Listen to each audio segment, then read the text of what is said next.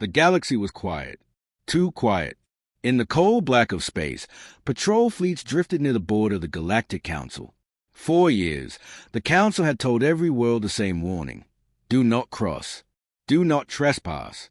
The Council keeps the peace. Most obeyed. Most feared their power. But not Earth.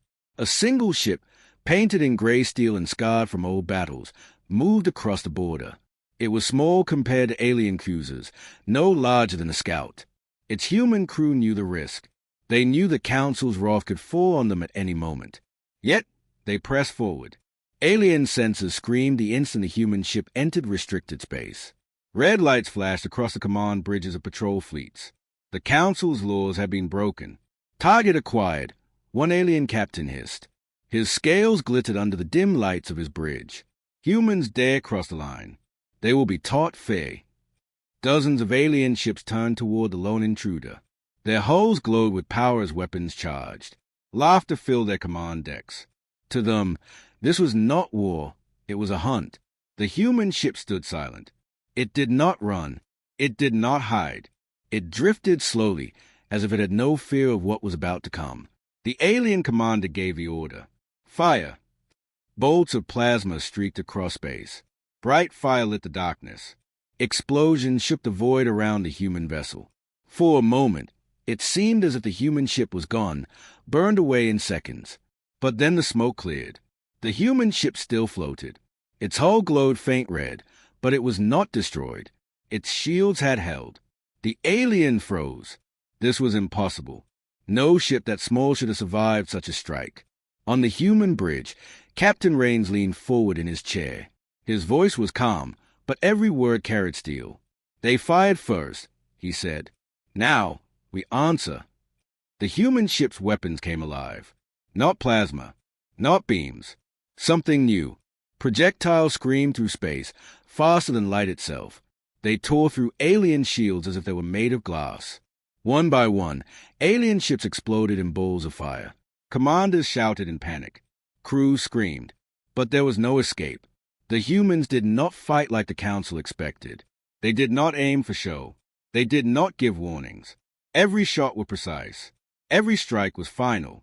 In less than 3 minutes, the patrol fleet was gone. The battlefield was silent again, filled only with drifting wreckage. The lone human ship stood at the center, weapons cooling, engines humming. Messages flooded across the galaxy within hours. Aliens spoke in fear. Some refused to believe the reports. Impossible, they said.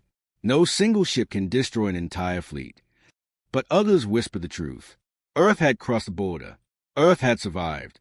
And Earth had struck back. The Galactic Council met in secret chambers, their voices filled with rage. One alien elder slammed his clawed hand against the table.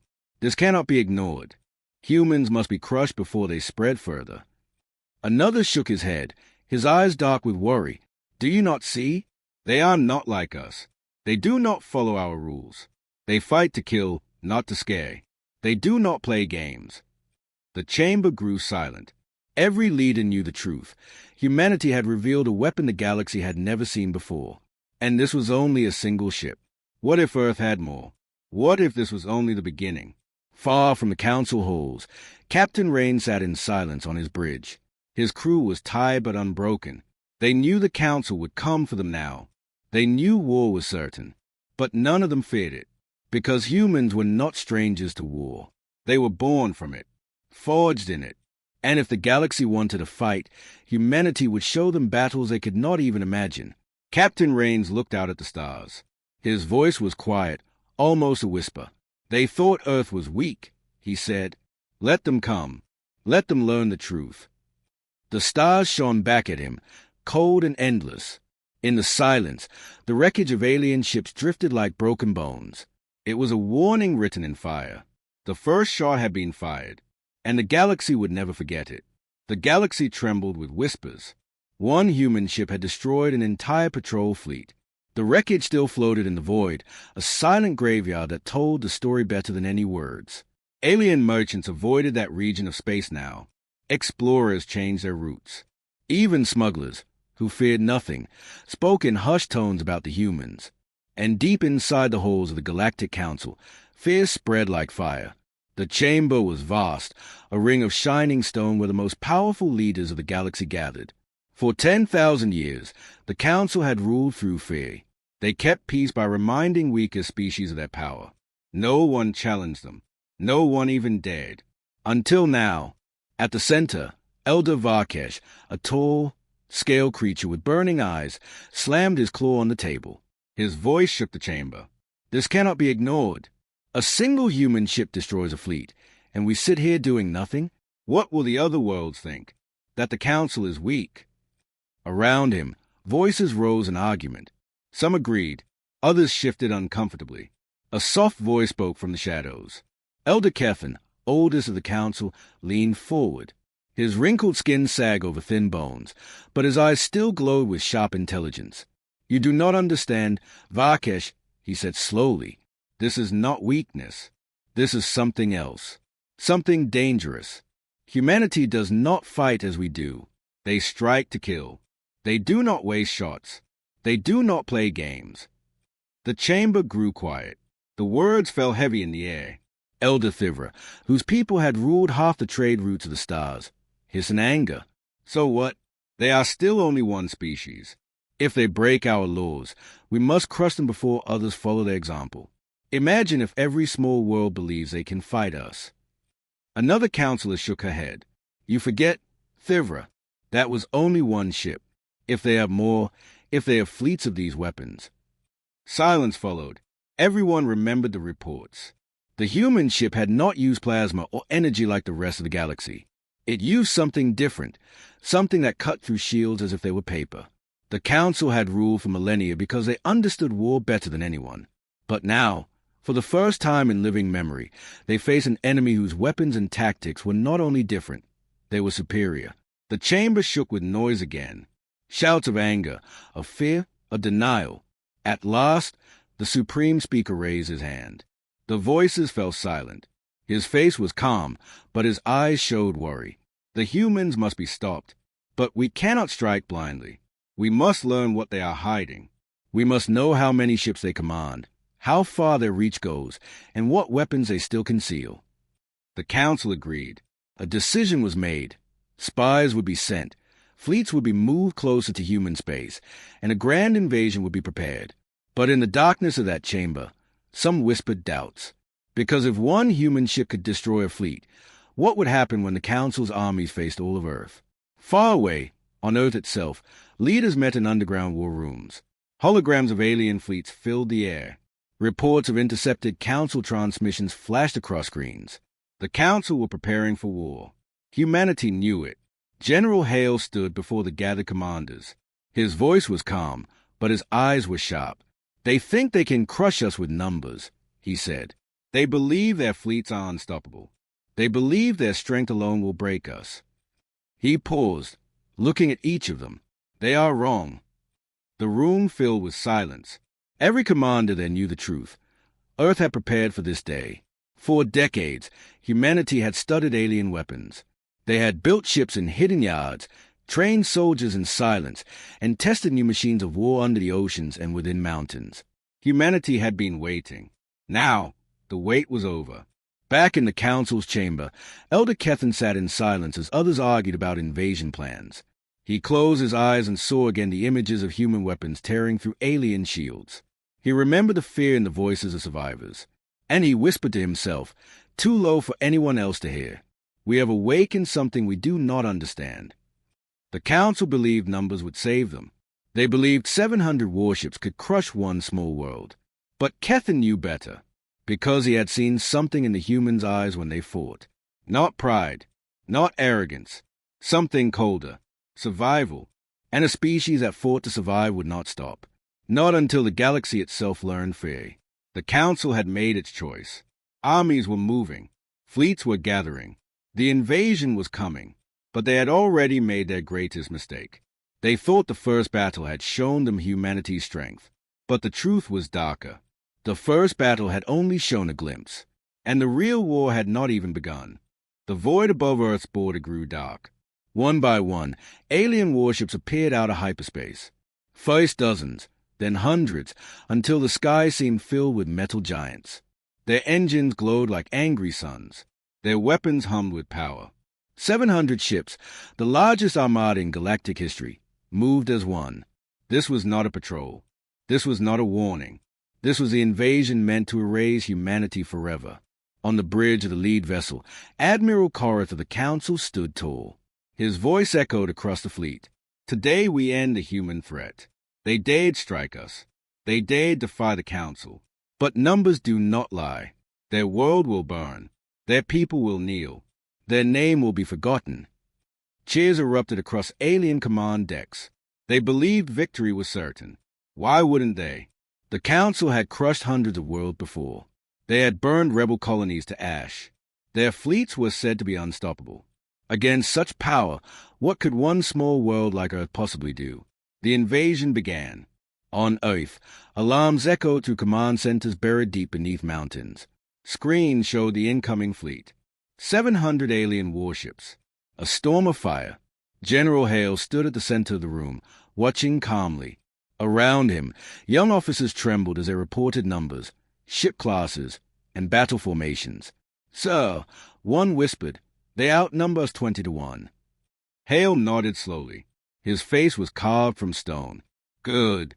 Then we won't have to waste time searching for them. They've come to us." The officers stared at him in disbelief. But Hale knew what they did not. Humanity had prepared for this moment. For years, human engineers had built fleets in silence. For years, their soldiers had trained in secret. For years, their scientists had designed weapons the galaxy had never seen before. Now it was time to use them. The alien fleet moved closer. Their ships stretched across the stars like a wall of steel. They advanced without fear, certain that humanity's defenses would crumble. But the first strike did not come from Earth's orbit. It came from the darkness behind them. Dozens of human stealth ships uncloaked in silence.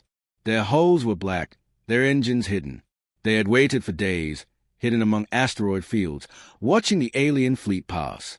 And now they struck. Explosions ripped through the rear of the alien formation. Supply ships burned. Carriers shattered. The Council's admiral screamed in shock. "Ambush! They are behind us!"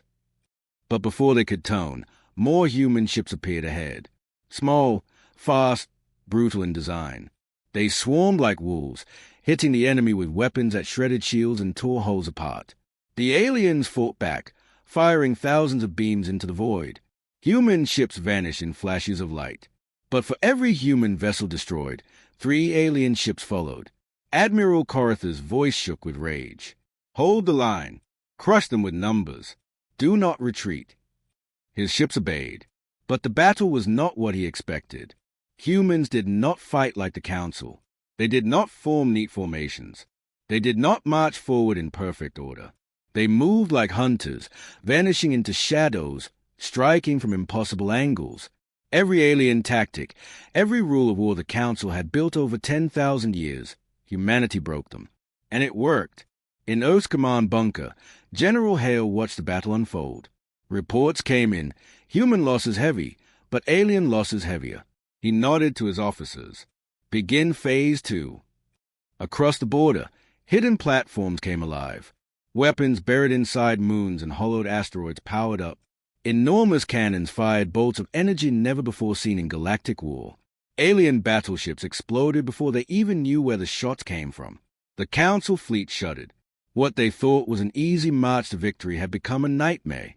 On the alien flagship, Admiral Korath gripped his chair so tightly his claws cracked the metal. This is not possible," he hissed. "They are primitives. They are new to the stars. How can they fight like this?" A trembling officer spoke, voice shaking. "Admiral, they knew we were coming. They were waiting." The words cut deeper than any blade. Yes, the humans had known, and they had prepared. Hours passed. The void burned with wreckage. Alien fleets tried to regroup, but every time they formed a line, human ships tore it apart. Every time they thought they cornered the enemy, Earth's hidden weapons struck again. At last, Admiral Korath gave the order he had never spoken in his entire career. Retreat. His proud armada, the greatest fleet the galaxy had ever built, turned and fled. Behind them, human ships did not chase too far. They let the survivors run. They wanted them to run. Because the message was clear. Humanity was not weak. Humanity was not prey. Humanity was a predator, and the galaxy would learn it the hard way. In the silence after the battle, General Hale stood before his commanders. His voice was calm, but his words were sharp. They came to erase us. Instead, they lost hundreds of ships. And this is only the beginning. He turned to the stars, his eyes cold. Let them come again. Let them bring more. We will show them battles they cannot even imagine. Far away, the council met again in fear and silence. The invasion that was meant to destroy humanity had instead revealed a truth that chilled them all. Earth was not simply strong. Earth was ready, and the galaxy had no idea what was coming next. The galaxy had seen many wars, but none like this. The Council's grand invasion had failed. Hundreds of alien warships were gone, their wreckage drifting across the border like a warning written in fire. For the first time in 10,000 years, the Council had been forced to retreat. Whispers spread from world to world. Some species cheered in secret, hoping the Council's grip was breaking. Others trembled, fearing what humanity might unleash next. But none of them knew the truth. The humans had not yet shown their greatest weapon. Far below Earth's surface, deep in underground shipyards carved into mountains and oceans, colossal machines stirred. Rows of engineers and soldiers moved in silence, their faces hard with focus. Giant shadows shifted in the dim light, the sound of massive engines rumbling like distant thunder. There, hidden from the galaxy, Earth had built its answer to the Council's power. Not cruisers, not carriers, not ordinary battleships. Titans. Each Titan was a fortress in space, larger than any ship the Council had ever built, bristling with weapons that no alien could even name. Their armor was thicker than a city wall, their shields powered by reactors dug from the heart of collapsing stars. And now, the first Titan was ready. In orbit above Mars, fleets gathered. Human soldiers stood at attention, watching the giant rise from a void like a god awakening. The ship's name glowed across its hull, Nemesis. It moved slowly, every turn of its engine sending vibrations through the very fabric of space. Its size dwarfed every other vessel around it. Where a normal battleship carried dozens of guns, the Titan carried thousands. Where alien ships relied on shields alone, Nemesis carried both shields and armor strong enough to shrug off entire bombardments. When its systems powered on, the stars seemed to dim. News spread quickly. Even the Council could not stop the rumors. Spies whispered of the new ship, though none had yet seen it. Council leaders dismissed it as propaganda, a human trick to frighten weaker species. But Admiral Korath, who had led the invasion and barely escaped with his life, knew better. He had seen how humans prepared their battles. He had seen how they struck with weapons the Council could not stop. If they claimed to have built something greater, he believed it, and he feared it. The Council tried again. Another fleet was dispatched, smaller but reinforced with their best war machines. They moved toward the human border, determined to prove the humans could still bleed. But this time, Nemesis waited. The alien fleet entered human space with confidence. Scouts reported no resistance. Their commanders believed humanity had exhausted its strength. Then the shadows moved. The Titan emerged from the void. Its silhouette blotted out the stars. Alien crews stayed in silence, their voices caught in their throats. The ship was too big, too powerful.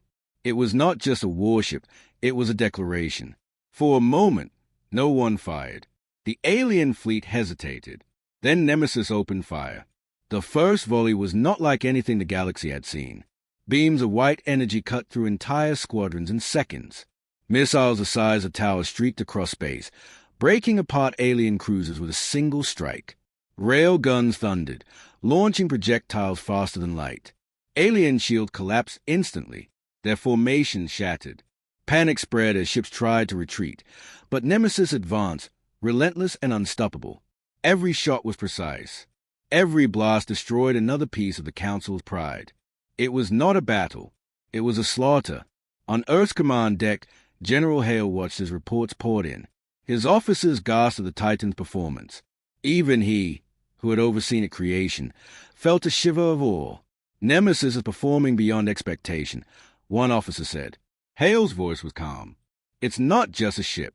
It's a message. The galaxy must understand. Humanity will never kneel. Within hours, the alien fleet was gone. Survivors fled into the void, screaming warnings to anyone who would listen. They told stories of a ship larger than cities, of weapons that defied reason, of a human war machine that could not be stopped. And across the galaxy, fear grew. Some species whispered that humanity had become a monster. Others began to dream of freedom, wondering if Earth might be the one to break the Council's rule. The Council itself was shaken. Their greatest admirals had no answers.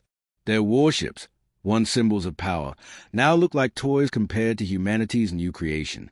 In the Council chamber, Elder Kethan spoke softly. You see? They were holding back. They hid their true power until now. And if they have built one Titan. His voice trailed off. He did not need to finish. The thought alone filled the chamber with dread. If Earth could build one, they could build more. And if the galaxy faced a fleet of Titans, the age of the Council would end. Back on Earth, Nemesis returned from its first battle scarred but unbroken. Its hull was marked with burns, its armor dented from impacts, but it had survived what no other ship could. Inside a command bridge, Captain Rain stood at the viewport, staring at the stars. His voice was steady, but his words carried the weight of history. This is only the beginning. The Council wanted war. Now they will have it. And when it ends, the galaxy will remember who struck the first blow. The stars glimmered back at him, silent witnesses to a new truth. Humanity had revealed its secret weapon, and the galaxy would never be the same again. The galaxy burned. Everywhere the Council sent fleets, they returned broken. Sometimes not at all. Reports of human ambushes spread like wildfire. Trade routes were cut. Colonies cried for help. Refugees spoke of human ships that appeared from nowhere, struck like lightning, and vanished into the dark. And at the center of every rumor was a Titan. Nemesis. Its shadow haunted alien dreams. Whole fleets turned away rather than face it. Commanders begged the Council for reinforcements. But even when reinforcements came, Nemesis tore them apart. The Council's mighty empire, once feared, was unraveling. For the first time in 10,000 years, their fleets began to retreat. On the Council's capital world, chaos reigned. The great chamber where laws were once spoken now echoed with fear. This is impossible. Elder Varkesh roared, his scaled fist striking the table. We are the Council. We have crushed empires before. How can humans, mere upstarts, destroy us? Elder Thivra hissed back. Do you not see? They are not fighting for conquest. They fight to survive. They give no mercy because they expect none in return. Every battle is total. The chamber erupted with voices, some demanding peace, others demanding more fleets. But deep inside, they all knew the truth. Their old ways of war no longer worked. The turning point had come. In the black of space, humanity pressed forward. General Hale stood in the command bunker, listening as officers reported battle after battle. Enemy retreating from the Harkin sector. Nemesis has destroyed 2 dreadnoughts. Our stealth squadrons cut their supply lines in the Delta Corridor. The reports were endless. And for the first time, the Council was not advancing. They were running. Hale's face remained calm, but his eyes burned with cold fire. They thought numbers would save them, he said. They thought fear would stop us. But look now. It is they who run. It is they who fear. His officers nodded, their hearts heavy but proud. Humanity had lost ships, soldiers, and colonies in the war. But for every loss, the Council had paid tenfold. And now, the tide had turned.